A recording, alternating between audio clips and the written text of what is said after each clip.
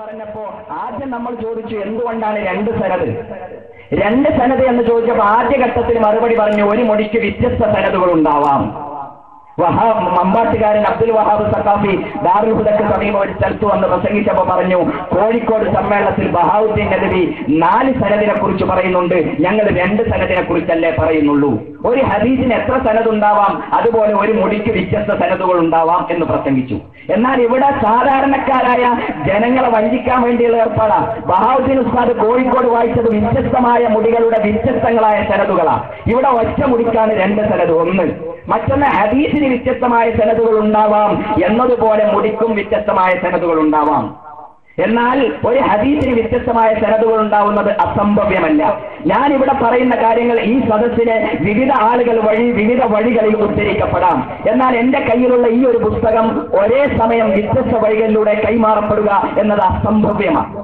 സ്വാഭാവികമായി കരയിൽ ആൾതാമസമുള്ള ആർക്കും ചിന്തിച്ചാൽ മനസ്സിലാവുന്ന ഈ കാര്യം മറച്ചു വെച്ചുകൊണ്ട് ജനങ്ങളെ വിഡ്ഢികളാക്കാൻ ശ്രമിക്കുന്നു. ഇവരൊക്കെ പഠിച്ചതും ബിരുദം നേടിയതും മർക്കസു സഖാഫത്ത് സുന്നയിലാണോ അതോ മർക്കസു സഫാഹത്ത് സുന്നയിലാണോ എന്നാരെങ്കിലും ചോദിച്ചാൽ അവരെ കുറ്റപ്പെടുത്താൻ പറ്റില്ല.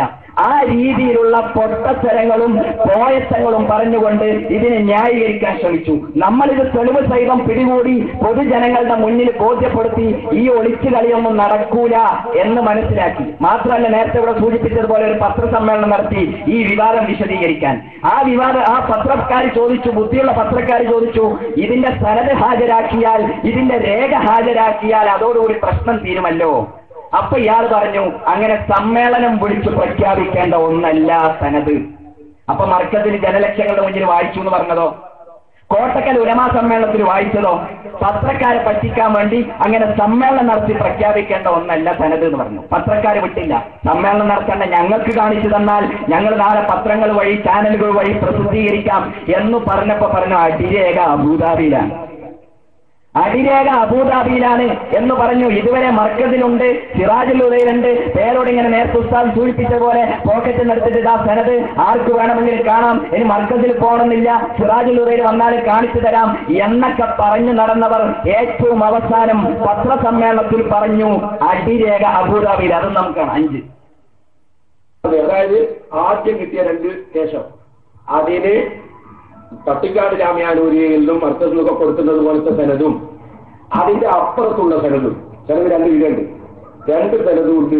2 സനദും കിട്ടിയതുണ്ട്, സൂക്ഷിച്ചിട്ടുണ്ട്. രണ്ടാമത്തെ കേശം ഹസറജ് കൊണ്ടുവന്ന് തന്നു. അതേ സ്റ്റേജിൽ വെച്ച് പട്ടിക്കാടെന്ന് കൊടുക്കുന്ന സനദ് പോലത്തെ സനദ് വായിച്ച് കേൾപ്പിച്ചു, എഴുതി ഒപ്പിട്ടു, ഉസ്താദിനെ കൊണ്ട് തിരിച്ചു ഒപ്പിടിച്ചു, ഏട്ട് സാക്ഷി മുഖേന കൈമാറി. അത് ഞങ്ങളുടെ കയ്യിൽ ഞങ്ങൾക്ക് രേഖയാണ്. അപ്പൊ 2 ഞങ്ങളുടെ അടുത്ത് രേഖ ഉണ്ട്. ഇനി ആ രേഖയുടെ അപ്പുറത്തുള്ള അടിരേഖ, അതിന് അടിരേഖ എന്ന് പറയും. ഒരു ഡോക്യുമെന്റ്സിന് അടിരേഖ ഉണ്ടാവും. അടിരേഖ അദ്ദേഹത്തിന്റെ കയ്യിലുണ്ട്, അദ്ദേഹം അതിൽ രേഖപ്പെടുത്തിയിട്ടുണ്ട്. ആ അടിരേഖ പോയിട്ട് അദ്ദേഹത്തോട് വാങ്ങാനും പരിശോധിക്കാനും അവർ തയ്യാറാകുന്നില്ല. അവർ പെട്ടെന്ന് തന്നെ ഇതിനെതിരായിട്ട് പ്രഖ്യാപിക്കാനും പഠിക്കാതെ. അതോടെയാണ് തെറ്റ്. ഞങ്ങൾക്ക് ബാധ്യത എന്താണ് ബാധ്യത? അവർ പറഞ്ഞാൽ കാണിച്ചു കൊടുക്കണം. ഓക്കെ. അല്ല, ഒന്നാമതായി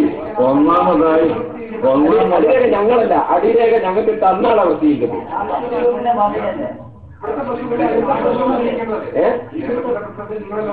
അല്ല, ഞങ്ങൾ പ്രസിദ്ധീകരിക്കൂല, ഞങ്ങൾ പറഞ്ഞില്ല. അത് പ്രസിദ്ധീകരിക്കേണ്ട ഘട്ടം വരുമ്പോൾ ഞങ്ങൾ പ്രസിദ്ധീകരിക്കും. ഇപ്പൊ കാരണം ഞങ്ങൾക്ക് അയാൾ വായിച്ച് ഒന്ന് ബന്ധപ്പെടണം. അത് ബന്ധപ്പെടാൻ അടിരേഖ ഉള്ളവരോട് ചോദിച്ചിട്ട് നമുക്കൊരു പത്രം വിറ്റാല് അടിരേഖയുള്ള ആളെടുത്ത് വേറെയും കുറെ ഉണ്ടാവില്ല. അപ്പൊ അല്ല, അയാളെടുത്ത് ബന്ധപ്പെട്ട് വാങ്ങണം. ഞങ്ങളെത്ര പ്രാവശ്യം വിളിച്ചാൽ അവരെ കൂടി കൂട്ടിയിട്ട് കാരണം ഇനിയൊരു കാര്യം അപ്പൊ അടിരേഖ അബൂദാബിയിലാണ്. അടിരേഖ കിട്ടാൻ ഹസ്രജിയുമായി ബന്ധപ്പെടണം. ഫോണിൽ വിളിച്ചപ്പോ പറഞ്ഞ ഹസ്രജും ടൂറിലാണ്, ഇൻഷാല്ലാ അടുത്ത റമദാനാവുമ്പോഴേക്ക് ഒപ്പിച്ചേരാം. പിന്നെ നമ്മളാണ് അടിരേഖ കൊണ്ടുവരേണ്ടത്. ഇവരൊരു മുടി കൊണ്ടുവരും, അതിനെ അടിരേഖയും സനദൊക്കെ നമ്മൾ തപ്പിക്കൊണ്ടുവരും. ആ രീതിയിൽ സംസാരിക്കുകയും പത്രക്കാരോട് ക്ഷോഭിക്കുകയും ചെയ്യുന്നു. അങ്ങനെ ഇവരുടെ കയ്യിൽ സനദില്ല എന്ന് വളരെ വ്യക്തമായി കേരളീയ പൊതുസമൂഹത്തിനും അതുപോലെ തന്നെ പത്രക്കാർക്കുമൊക്കെ ബോധ്യപ്പെടുന്ന രീതിയിലേക്ക് കാര്യങ്ങളെത്തി. അതുപോലെ തന്നെ സനത് ചോദിച്ചപ്പോ ഹോട്ടലിൽ കയറി ഇറച്ചി തിന്നാൻ സനത് ചോദിക്കോ, ലേബർ റൂമിൽ നിന്ന് കുട്ടികളെ കൊണ്ടുവരുമ്പോൾ സനത് ചോദിക്കോ എന്നുള്ള രീതിയിൽ ചില മിമിക്രികളും കോമിക്കുകളൊക്കെ കാട്ടി പേരോട് അബ്ദുറഹ്മാൻ സഖാഫിനെ ന്യായീകരിക്കാൻ ശ്രമിക്കുന്നുണ്ട്. 3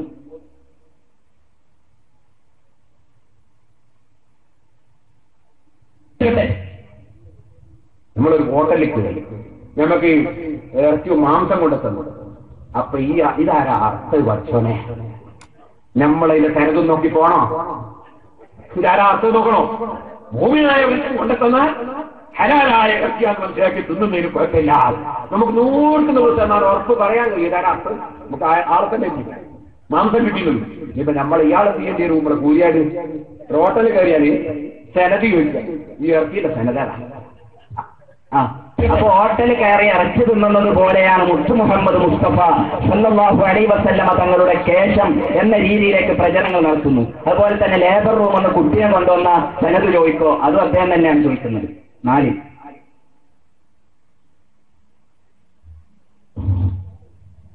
ഞാൻ ചോദിക്കുന്നേ, നിങ്ങൾക്ക് ഈ ലേബർ റൂമിൽ നിന്ന് ഈ കുട്ടിയെ കൊണ്ടുവന്ന് തന്നപ്പോ നിങ്ങൾക്ക് അവിടെ സംശയം ഉണ്ടായോ? കൊണ്ടുവന്ന ആളാരാ? മുത്തക്കിയായ തേടി കെട്ടുന്ന ആൾ അവിടെ തന്നെ. നിങ്ങളെ സ്വന്തം ഭാര്യയാണെങ്കിലോ അപ്പൊ ബോധം കെട്ട് വീണത്. ഇനി സ്വന്തം ഭാര്യ എന്ന് പറഞ്ഞാലോ ഒറ്റ പെണ്ണ് പറഞ്ഞാലും സാക്ഷിക്ക് വെച്ചു, 2 പെണ്ണില്ല 2 ആണില്ലാതെ എന്നാ നിനക്ക് സ്വീകരിക്കാൻ പറ്റില്ല. ഈ രീതിയിൽ ഇങ്ങനെ ഉസ്താദിനെ ന്യായീകരിക്കാൻ വേണ്ടി സർക്കസും കോമിക്കും ഒക്കെ നടത്തി പറഞ്ഞത് മാറ്റി പറഞ്ഞും പിന്നീട് മറ്റു വേദികളും മറ്റു പല രീതിയിലും വ്യാഖ്യാനിച്ചും പറഞ്ഞും ഒക്കെ കൊണ്ടിരിക്കുന്ന പേരോടിനെ കുറിച്ച് പഴയ സഹപ്രവർത്തകനായ ആദരണീയരായ ഇസ്മായിൽ സഖാഫിക്ക് ഒരു കമന്റ് ഉണ്ട്, അതും കൂടി കേൾക്കാം. സഖാഫിക്കൊരു കമന്റ് ഉണ്ട്. ഏതായാലും ലൈവായിട്ട് ഇവിടുന്ന് പറയും ഇൻഷാ അല്ലാഹ്. ഏതായിരുന്നാലും ഇങ്ങനെ പരസ്പരം അങ്ങോട്ടും ഇങ്ങോട്ടും വിരുദ്ധമായ കാര്യങ്ങളും പച്ച നുണകളും പറഞ്ഞ് അതിനെ എങ്ങനെയെങ്കിലൊക്കെ ന്യായീകരിക്കാൻ ശ്രമിച്ച് അവസാനം സനദില്ല എന്ന് സമ്മതിക്കേണ്ട രീതിയിലേക്ക് കാര്യങ്ങളെത്തി. ഇനി ഒന്നാമത്തെ മുടിയെക്കുറിച്ചുണ്ട് ഇതേപോലെയുള്ള നിരന്തരമായി മാറ്റി മാറ്റി പറയലും നുണ പറച്ചിലൊക്കെ ഒന്നാമത്തെ മുടിയെക്കുറിച്ചുണ്ട്.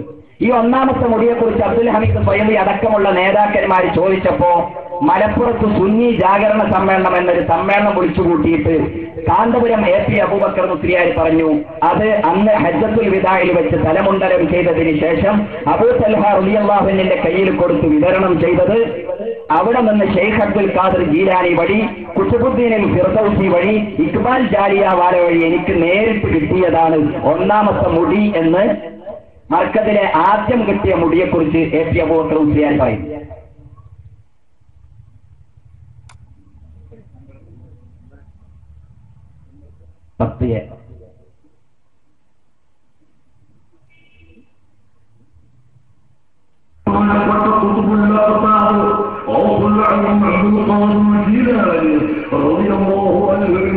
അടുക്കൽ വരെ അവർന്ന് സൂക്ഷിച്ച മുടികളിൽ ഒരു കഷ്ണം ബഹുമാനപ്പെട്ട ഖുതുബുദ്ദീൻ ഫിർദൗസി പരിശുദ്ധ ദീനിന്റെ ഏറ്റവും വലിയ പ്രചാരകനും മുറബിയായ ശൈഖുമായിരുന്ന ഖുതുബുദ്ദീൻ ഫിർദൗസി റളിയല്ലാഹു അൻഹു അദ്ദേഹം അന്ത്യവിശ്രമം കൊള്ളുന്നത് ഡൽഹിയിലാണ്.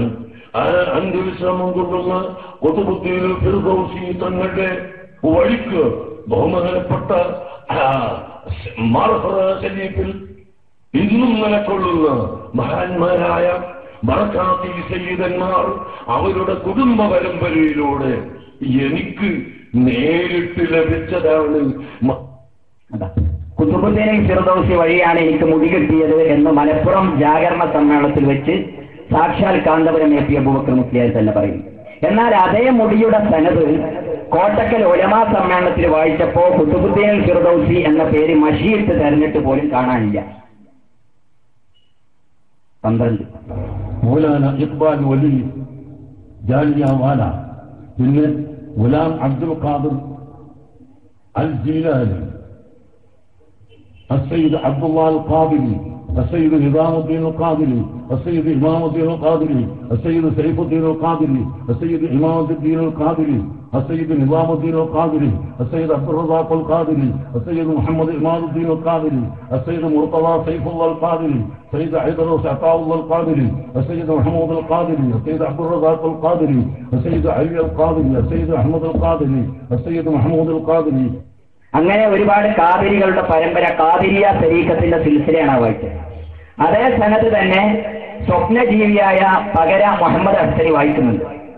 ഇദ്ദേഹം ഇവിടുന്ന് അങ്ങോട്ടാണ് വായിച്ചത്, അദ്ദേഹം അവിടുന്ന് ഇങ്ങോട്ട് വായിക്കും.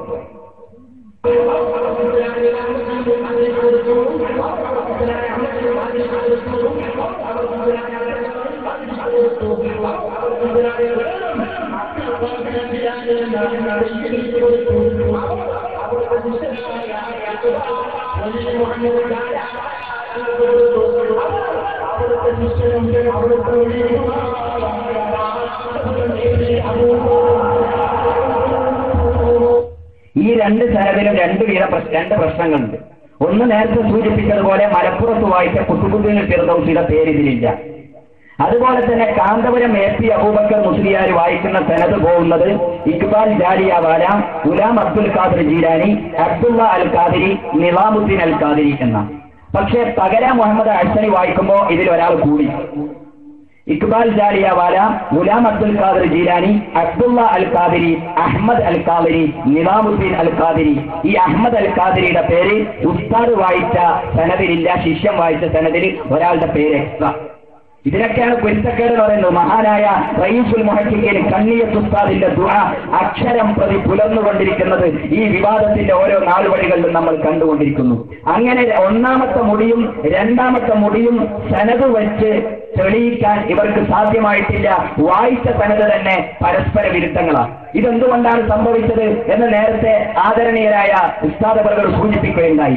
ഖാദിരിയ തരീഖത്തിന്റെ സിൽസില അതിന്റെ പരമ്പര കൊടുത്ത് അതിന്റെ തലയിൽ ഒരു ഇക്ബാൽ ജാലിയവാലയും കാന്തപുരത്തെയും ഫിറ്റ് ചെയ്ത് പുതിയ ഒരു സനദ് ഉണ്ടാക്കാൻ മർക്കസിലെ ജോലിക്കാരനായിരുന്ന മുഹമ്മദ് സഖാഫി എന്ന് പറയുന്ന മലയമ്മക്കാരനായ സഖാഫി ഏൽപ്പിച്ചതും അയാൾ അതിൽ പരാജയപ്പെട്ടതും പിന്നീട് പാലക്കാട് ജില്ലയിലെ പട്ടാമ്പി സ്വദേശിയായ മറ്റൊരു സഖാഫി ഏൽപ്പിച്ച് അയാൾ ആസൂത്രിതമായി മനോഹരമായി അങ്ങനെ ഒരു സനദ് ഉണ്ടാക്കുകയുമായിരുന്നു. വ്യാജമായ ഒരു സനദ് ഉണ്ടാക്കി. ഖാദിരിയ തരീഖത്തിന്റെ സിൽസില അതിന്റെ തലയിൽ ഈ രണ്ടു പേര് ചേർത്തുകൊണ്ടൊരു സനദ് ഉണ്ടാക്കി. ആ സനദാണ് കോട്ടക്കൽ വായിച്ചത്. ഇത് നമ്മൾ വെറുതെ പറയുന്നതല്ല, മുഹമ്മദ് സഖാഫി സാക്ഷ്യപ്പെടുത്തിയതാണ്. മാത്രമല്ല സാക്ഷാൽ പകര മുഹമ്മദ് അഹ്സനിയും അറിയാതെ പറഞ്ഞു പോകുന്നുണ്ട് ഇത് ഖാദിരിയ തരീഖത്തിന്റെ സിൽസിലയാണ്. 22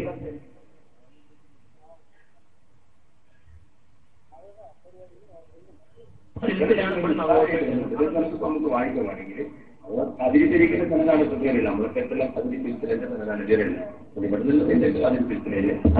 ഖാദിരിയ തരീഖത്തിന്റെ സിൽസിലയാണ് സനദാണ് ഇതുവരെ ഉള്ളത് എന്ന് പകര മുഹമ്മദ് അഹ്സനിയും സമ്മതിക്കുന്നുണ്ട്. അതായത് ഒപ്പിച്ചപ്പോ പറ്റിപ്പോയ ഒരു പാളിച്ചയാണ്.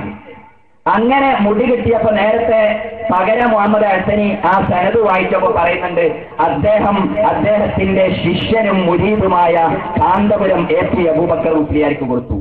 അങ്ങനെ കാന്തപുരത്തിന് നമ്മളറിയാത്ത ഒരു ഷെയ്ഖ്, നമ്മളറിയാത്ത ഒരു മുർഷിദ്, അങ്ങനെ ഒരു മഹാനുണ്ടെങ്കിൽ അയാളെ കുറിച്ച് അന്വേഷിക്കണമല്ലോ എന്ന് കരുതി നമ്മൾ അന്വേഷിച്ചു. ബോംബെ ഖുവത്തുൽ ഇസ്ലാം അറബി കോളേജിലെ അധ്യാപകരുടെ സഹായത്തോടുകൂടി ഹമീദ് ഫൈലിയുടെ നേതൃത്വത്തിലുള്ള സംഘം അവിടെ പോയി ഇക്ബാൽ ജാലിയവാലയെ കുറിച്ച് അന്വേഷിച്ചു. അയാളുടെ ഫോട്ടോയാണ് സ്ക്രീനിൽ കാണുന്നത്. ഇയാളെ കണ്ടാ പറയോ കാന്തപുരത്തിന്റെ ഷെയ്ഖാണെന്ന്? കാന്തപുരത്തിന്റെ ഉസ്താദും ഷെയ്ഖുമാണെന്ന് ഇയാളെ കണ്ടാ പറയോ? ബോംബെയിലെ ഒരു ഗുണ്ടാ തലവൻ, ഉത്തരേന്ത്യയിൽ ഒരുപാട് മുടി വെച്ച് വിൽപ്പന നടത്തുന്ന മുത്തു മുഹമ്മദ് മുസ്തഫ സല്ലല്ലാഹു അലൈഹി വസല്ലം തങ്ങളുടെ കേശ വിൽപ്പന നടത്തുന്ന ഒരുപാട് റാക്കറ്റുകളും മാഫിയകളുണ്ട്. ആ റാക്കറ്റിൽ ആ മാഫിയയിൽപ്പെട്ട ഒരാളാണ് ഈ മഹാനായ ഷെയ്ഖ് ഇക്ബാൽ വലി മുഹമ്മദ് ജാലിയവാല എന്നൊക്കെ നീട്ടിപ്പരത്തി പേര് പറഞ്ഞ ഇയാൾ ഒരു ബോംബെക്കാരൻ കാക്ക. ഇയാളെടുത്തു പോയി അന്വേഷിച്ചപ്പോഴാണ് വേറെ ചില ഞെട്ടിക്കുന്ന വിവരങ്ങൾ കിട്ടിയത്. അയാളുടെ രേഖകൾ പരിശോധിച്ചപ്പോ അവിടെ അഹമ്മദ് ഖദർജി കൊടുത്ത അപ്ലിക്കേഷൻ ഫോം ഉണ്ട്.